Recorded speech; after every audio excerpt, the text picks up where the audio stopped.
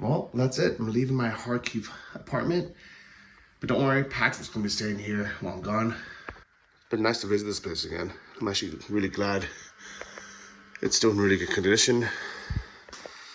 This fridge is actually brand new. Yeah, not a bad place, guys. It's nice to be home. So I don't know if you guys remember, but a few months ago when Russia first started attacking Kharkiv again on their second offensive, I let a family from Volchansk stay at my place for free, but luckily they found a private home.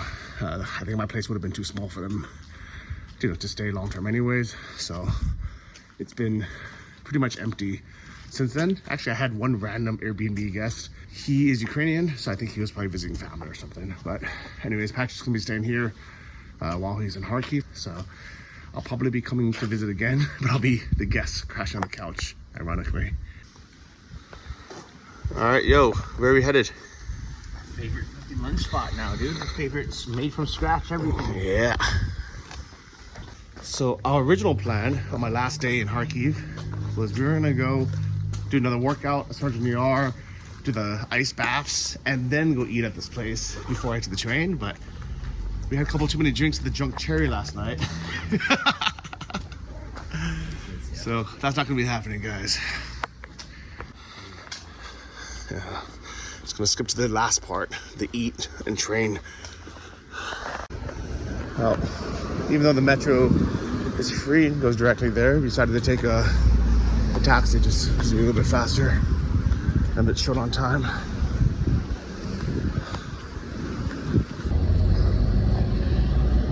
$300 bananas, like Thanos. Let's go.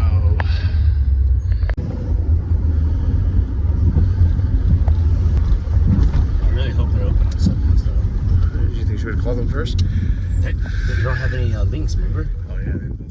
So for those who don't know, Google Maps has largely stopped updating businesses in Ukraine since the war started. So it's been about 2.5 years since they've listed any new businesses. So if something has popped up and started since February 24th, 2022, it would not be listed.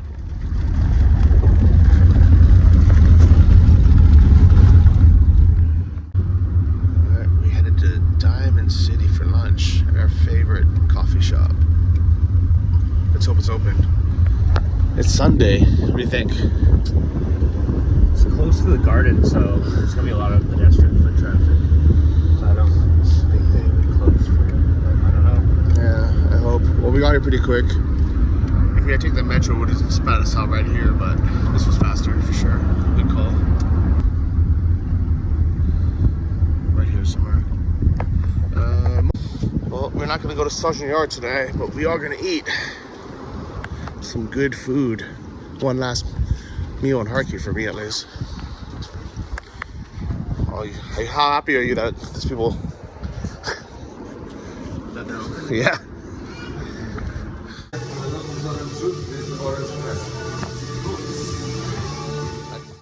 So this is this cold brew with cherries, and we got that. What is it called? Orange espresso? All right, well, cheers.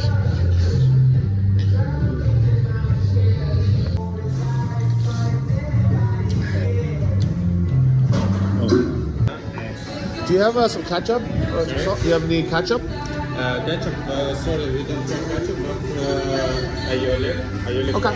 aioli. God, this looks pretty good. Oh, that sando looks great. I might get one for the train, actually. Let's eat. Oh, mom. Might have to get one of those sandos to go for the train, so we do whatever the train food is. So if you're wondering how Kharkiv looks relatively normal and cafes are open and people are out and about, it's because Russia has failed their offensive of trying to capture and get into Kharkiv. If anything, they failed really big, where it's now moving in the opposite direction. There's a lot of good news to get to today, but let's start with an update on the front. Because President Zelensky says the Russians have lost about 20,000 soldiers in their new Kharkiv offensive. If you remember and we go back in time, back to May, this was almost 3 months ago, the Russians had the brilliant idea to re-invade Kharkiv. And they spent months planning and preparing for this. This was their big summer offensive. And even I don't think the Russians were serious about ever taking the city of Kharkiv, but this was Putin's stated objective, to get about 20 or 30 kilometers deep, get their territory out of Ukrainian artillery range, and put the city of Kharkiv in Russian artillery range, so they could just fire on the city every single day. But they stumbled, and they fell hard, and they're being annihilated in the city of Vovchansk. That's not my opinion. This is the opinion of all reports coming out of the city from the Russians, from Russian soldiers. You all think we wear these balaclavas because we're effing around. No, there's so many flies, it's horrible. Corpse flies on your face, everywhere. F. It's so annoying, it's horrible. That's why we wear this stuff. I'm effing sick of the corpse smell too. There are dead bodies everywhere. All right, well, it was good lunch, perfect timing. Got a sando to go dough. It's a boy. Pat, it's been fun hanging out. Absolutely. Thanks for letting me crash on your couch. Until next time, where's my red Dacia? Maybe that one, no. Something like that. Yeah, hop in that metro to get home. Yeah. It's fun. Alright. Hello, for Johnny?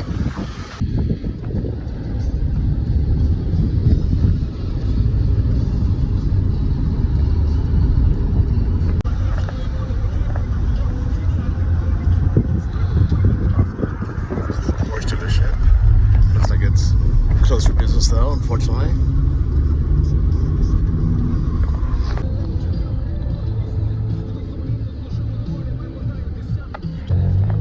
Alright, we made it to the train station, guys. Well, let's get out of my taxi. Headed back to Kyiv. It was a pretty short trip, only 4 days. My main reason I came is to first off, I haven't been to Kharkiv in so long. It's been since last winter, so a year and a half ago. I wanted to show everyone what's happening in Kharkiv, because I know the Western media has kind of forgotten about this city. I understand. I know people are tired of hearing about Russia invading Ukraine, especially when we have our own, issues at home with, our border, our economy. Things are expensive, things are unstable in the world. But just remember that Russia is not helping. They're definitely making everything more unstable in the world. And if we let them win, things are not going to get better in the US. Things are not going to get better in the West. If people like Putin can do whatever they want and start wars that, even though you don't think we need to be involved in, I guarantee it drags us in somehow. Cost of oil, cost of chips, cost of just living. And also, we can't have people attacking our allies. We can't have people attacking our shipping lines or our trains or our infrastructure. Ukraine's victory is our victory. Well, just bought myself a little snack. A little water. I'm surprised it wasn't more expensive here, even though it's right by the train station.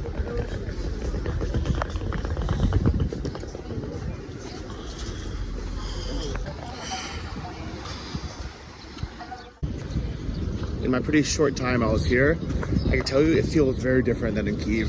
Kyiv feels like almost 100% normal again. If anything, it's almost too normal, where some of the people start complaining about little things like, the curfew, or they're afraid to go out because they're afraid to get mobilized.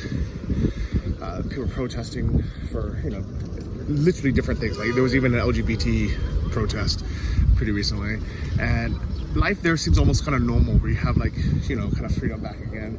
Here, I think it's so much closer to the front lines, it's much more dangerous, and literally 100% of people here have lost a loved one or have somebody actively fighting, has had their home destroyed, really directly had losses from Russia's invasion, and so they understand how important it is to keep fighting and to keep surviving. You know, yes, they do go out and have, you know, their fun on Fridays, Saturday nights, but also remember the curfew here is at 11, so it's very early. At 10 p.m. everything has shut down. So literally we're partying, you know, drinking, going crazy from 8 p.m. until 10 p.m. and then that was it. Shut down by 11. Everybody was home. And you could just see, you know, most of the people here, they're very resilient. I would say everybody here is very resilient. They've been through so much. By the way, how do you like my new t-shirts? Straight out of Kharkiv. You about to witness straight of Kharkiv. Straight out of Kharkiv. See with attitude.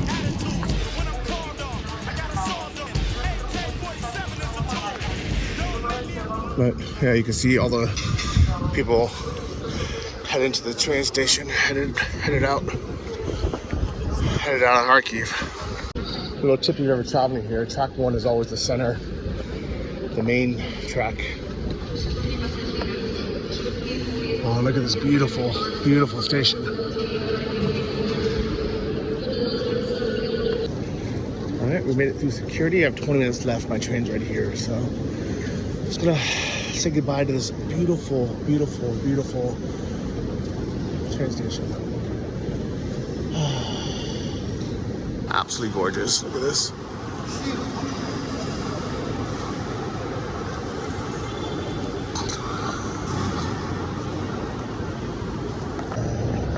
All right, let's see where my train is. Wow, it's number 9 over here. Always last train,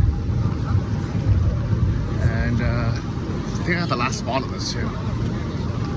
The trains have been pretty full lately, especially this summer, especially because the airports are still closed since the start of the war.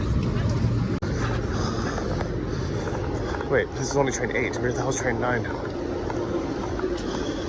Is this it?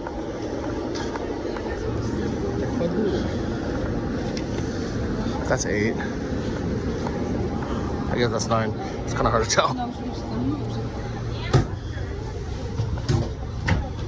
Oh wow, I didn't realize I got a first class ticket. 36. Oh, got a window seat. It's an aisle seat now. Oh well. But yeah, still nice. Probably facing the wrong direction to be honest, but whatever. So this is basically the train that Patrick got on right here, but it was overnight, so he had to basically sit on a, you know, airplane like seat the whole time while I had to lay down, which is much nicer. But we got about 15 minutes left, so people are just hanging out outside, chilling. Actually, mine was second class, but it's really nice inside. Air conditioned as well.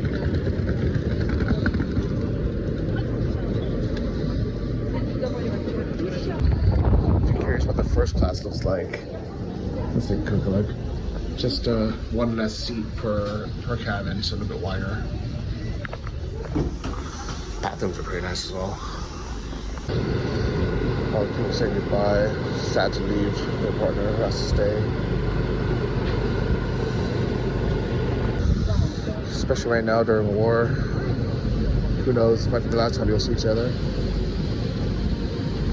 It's really, really tough, guys. I've seen so many people have to say goodbye at the train stations. And it's always a hard thing. You know, even during peace times, saying goodbye to a loved one, not being able to see them for, you know, a portion of time. Could be a week, could be a month, could be a year. It's always hard. But during war, people will know that we might not see each other ever again. I remember on the first days of war, people were escaping out of the country. You know, people were, the goodbyes, they're tragic. Like, I hope no one ever has to witness that in real life again, or go through it. You know, I wish Russia never attacked. None of this was necessary. I think Russians are even starting to understand this. I've been watching the interviews, you know, throughout the war. In the beginning, they were always like, "Oh, it's Ukraine's fault. It's Ukraine's fault. You know, we needed to attack them. They were about to attack us." And now, you know, now they realize that they were completely wrong. They're freaking idiots. And now they're like, you know what? We shouldn't have started the war. Putin's an idiot. But they also kind of feel helpless, where they don't want to protest. They don't want to risk, you know, themselves getting hurt, but a lot of Russians are now being more frank and just speaking up and saying they're against the war and they hope it ends. We're all hoping it ends. But it has to end with Ukrainian victory, so Russia doesn't do this again just in a few years. Or encourage another country to do the same, like China invading Taiwan, or North Korea invading South Korea. Or, you know, even worse would be someone invading a NATO ally, Lithuania, the Baltics, and the US have to get involved legally. That'd be a huge war against Russia, with US boots on the ground. So for all those commenters saying, oh, we need to stop this war now to save Ukrainian lives, you guys don't care about Ukrainian lives. If you did, you would know the only way to save Ukrainian lives is to make sure Russia can never invade again. Not just have a ceasefire and have them do the same thing again in a few years. Alright, I think we're about to head out soon. Well, it looks like the train is leaving, and of course, I'm going backwards. Oh well. Beggars can't be choosers about the last ticket.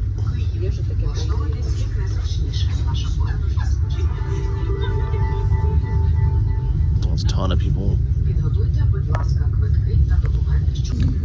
I never understand these trains. There's nobody sitting in half of these seats yet. We couldn't buy them, and we couldn't pick one to face the forward direction. That's the one thing that I hope Ukrainian Railways fixes in the future.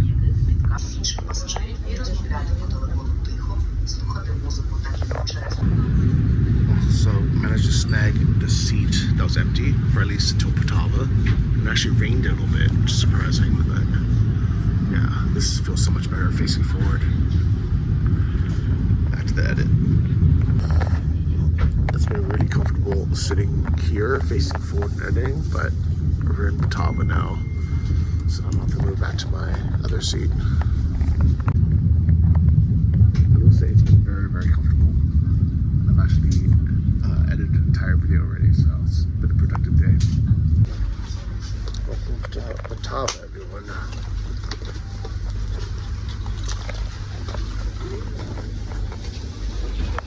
We got some new people coming on, so someone's gonna take my seat. I'm gonna get a little air. Welcome to Poltava, guys. Oh, there's a cat, Kitchka. People saying goodbye to family and friends.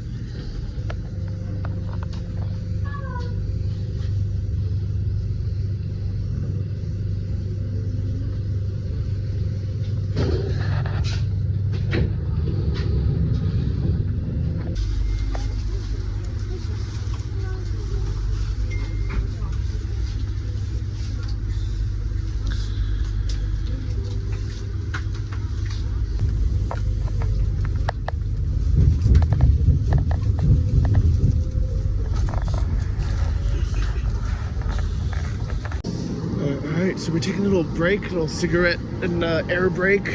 We're about 2 hours away from Kyiv. So far it's been a good little ride. Got a lot of work done. So, but I'm glad I stretched, got a little air.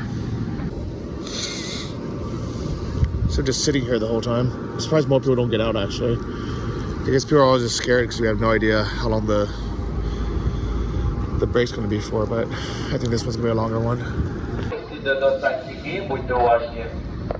Obviously that means get on, but there's still people standing here. Let's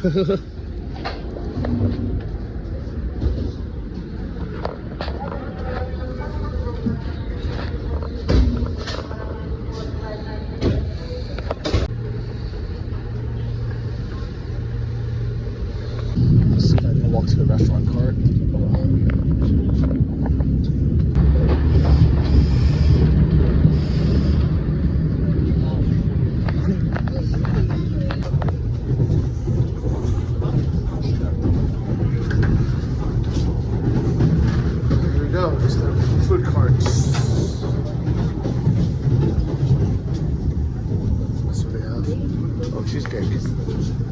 Actually, I was just showing what I got.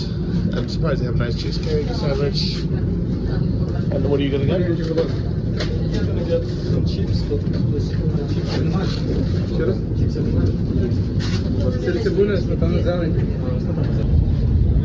We are back in Kyiv.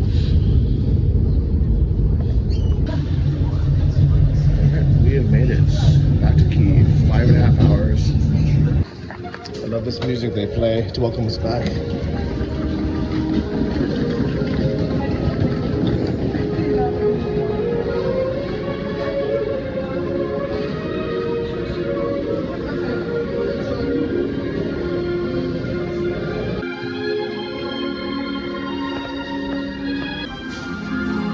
always feels like the best fairy tale music to welcome us back.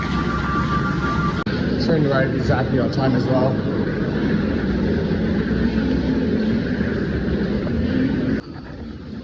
The train exactly 5 hours, 42 minutes. Perfectly on time. Amazing. And the bar just happens to be right here. So nice to be back in Kyiv.